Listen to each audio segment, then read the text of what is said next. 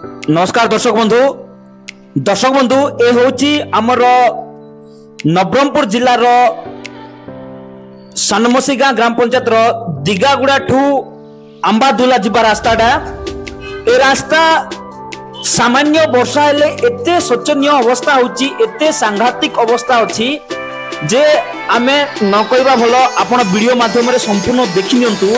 स्थानीय नेतागण स्थानीय मंत्रीगण केमिति से माने दुर्नीति करिसंती आपण ए रास्ता रो ही जानि पारुथिबे। वर्तमान स्थानीय नेतागण कोनोसी एक्शन न नाहंती ओनली भोट बेले ही तांको गां गुडा को दिसुची। ए होची सानमसी गांठू अंबादुला जिबा रास्ताटा आमे ए वीडियो माध्यम रे आपण को देखाइबा पाई चाहूचू एवं कोनोसी राजनेता याकू नजरअंदाज करिबा केते दुर्भाग्यजनक आपण निजे चिंता करंतु। ए होची अंबादुला से भितरे बहुत गांव अछि किंतु भोट मागिबा समय रे स्थानीय एमएलए एमपी समस्त से गां को जाउछंती एवं भोट आदाय करके आछंती किंतु साधारण छोटिया वर्षा उठे हेले रास्ता रो कि भली समस्या होची आपण वीडियो माध्यम रे संपूर्ण देखि नियंतु एवं केमिति कार्यानुष्ठान नबा उचित आपण आम कमेंट बॉक्स रे निश्चय भाव रे जणांतु।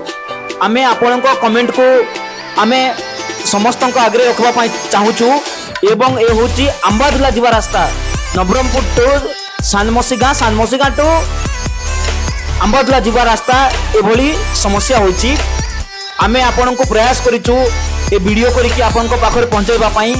दर्शक बंधु आपण को वीडियो ठीक लगी थाए तो दर्शक बंधु आपण ए वीडियो को लाइक शेयर एवं सब्सक्राइब करबा जमारे भी भूलिबेनी एवं आम चैनल को सदा सर्वदा आपण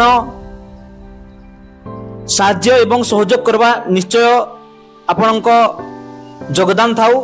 आमे आगो को हमर अंडीवाड कोरापुट डिस्ट्रिक्ट रो प्रत्येक इन्फॉर्मेशन आपण को एही चैनल माध्यम रे आपण को देबा पाई चाहूचो।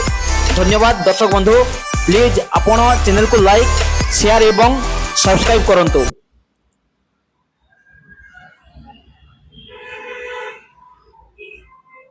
धन्यवाद दर्शक बंधु।